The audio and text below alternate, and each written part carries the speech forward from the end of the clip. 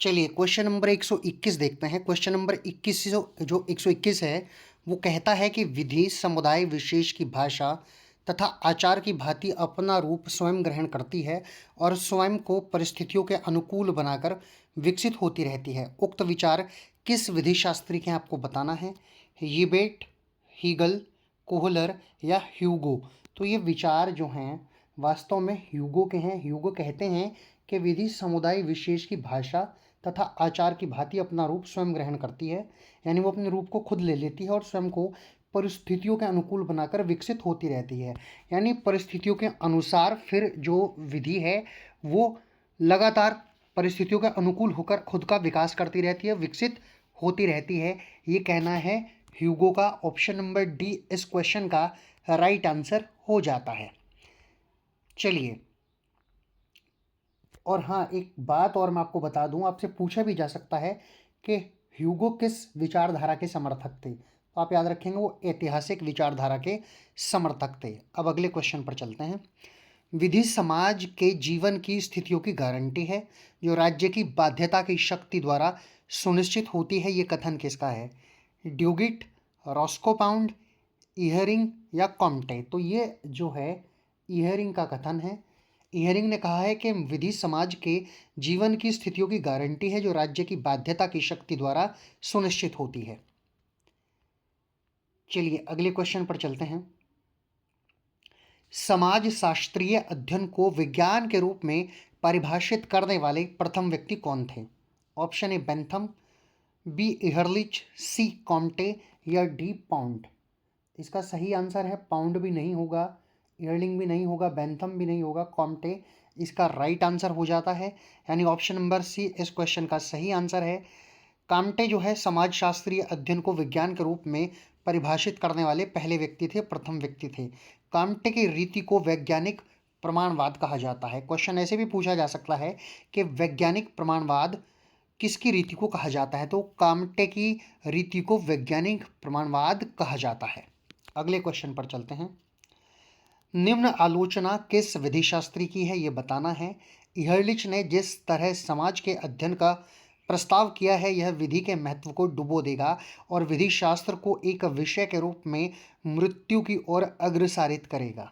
ये किसने कहा था ये आपको बताना है। ऑप्शन है आपके सामंड, हेनरी मैन, डायस या पाउंड। तो ये कहा था डायस ने। ऑप्शन नंबर सी इस क्वेश्चन का राइट आंसर हो जाता है। अगले क्वेश्चन पर चलते हैं। हिवर्ट ने स्वामित्व में 4 प्रकार के अधिकार त्रिविष्ट बताए हैं। इनमें से कौन सा प्रकार सही नहीं है। 4 ऑप्शन दिए गए हैं, मैं आपको नीचे दिखाऊंगा। कौन सा सही नहीं है ये आपको बताना है। किसी वस्तु के प्रयोग का अधिकार, दूसरों को उस वस्तु से अपवर्जित करने का अधिकार। देखिए यहाँ पर स्पेलिंग थोड़ा मिस्टेक है, ये अधिकार पूरा रे छोटा हुआ है, ये पूरा कर लेंगे। उस वस्तु को नष्ट करने का अधिकार, उस वस्तु के सीमित वयन का अधिकार। तो ऑप्शन नंबर डी इसका करेक्ट आंसर है, उस वस्तु के सीमित वयन का अधिकार। चलिए इसका हम लोग थोड़ा सा एक्सप्लेनेशन देख लेते हैं। वियवर्ट विधि शास्त्री द्वारा स्वामित्व के जो प्रकार के अधिकार शामिल बताए गए हैं उपरोक्त विकल्प डी इसमें गलत है, बाकी सही है।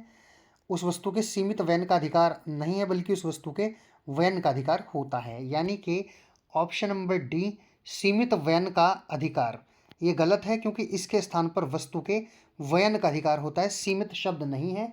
इसीलिए ये आंसर सही है और ये उस अधिकार की श्रेणी में नहीं आता है। क्वेश्चन को आप समझ लीजिए। क्वेश्चन में पूछा ये गया था कि कौन सा अधिकार जो त्रिविष्ट बताए हैं हेवर्ड ने, वो स्वामित्व में 4 प्रकार बताए, उसमें त्रिविष्ट बताए गए हैं, इनमें से कौन सा प्रकार सही नहीं है। तो प्रकार कौन सा सही नहीं है। ऑप्शन नंबर डी उस वस्तु के सीमित व्यसन का अधिकार। यहाँ उस वस्तु का व्यसन तो है पर सीमित दिया गया है जबकि सीमित नहीं है, इसलिए ये ऑप्शन गलत है।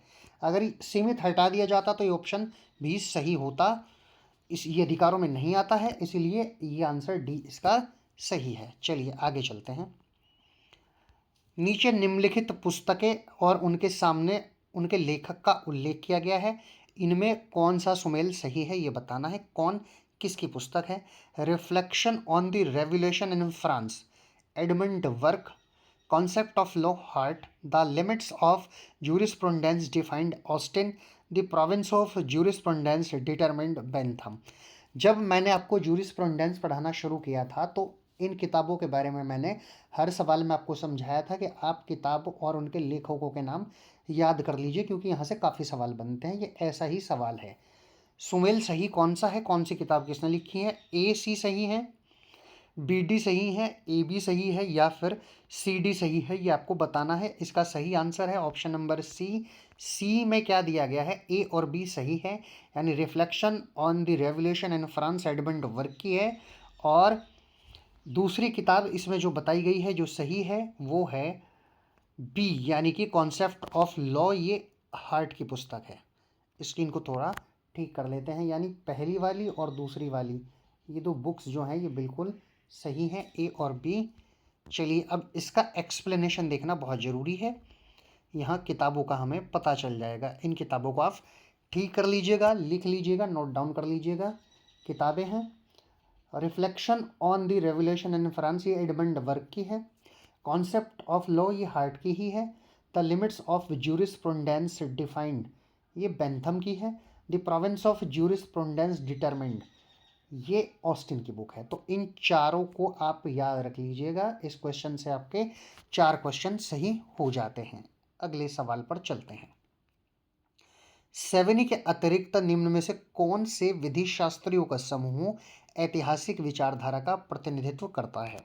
ऐसे सवाल में भी मैंने आपको पहले कई बार बताया है कि आप लोग क्या करेंगे, याद रखेंगे कौन किस विचारधारा का है।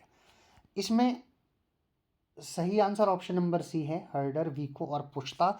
ये 3 विधि शास्त्री ऐसे हैं जो ऐतिहासिक विचारधारा का प्रतिनिधित्व करते हैं। चलिए अगले क्वेश्चन पर चलते हैं।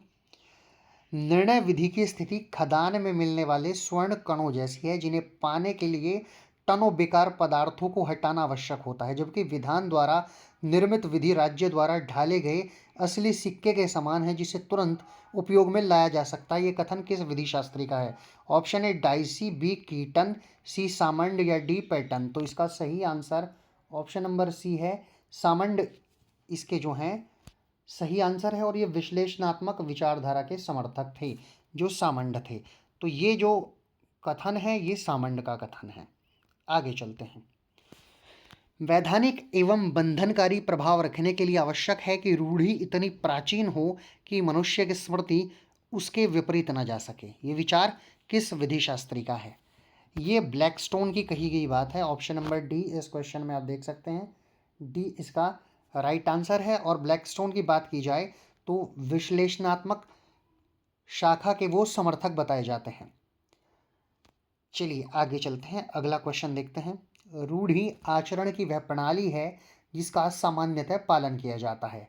जिस प्रकार किसी घास के मैदान में पैरों के पड़ते पड़ते एक पगडंडी सी तैयार हो जाती है, ठीक उसी प्रकार नित्य यानी कि रोज या लगातार प्रतीक के व्यवहारों के अनुकरण से प्रथा का जन्म होता है। यह विचार किस विधि शास्त्री का है? Option A Holland, B Austin, C Vinogradoff या डी बेंथम। तो ये किसका है? ये हॉलैंड ने यह परिभाषा दी है।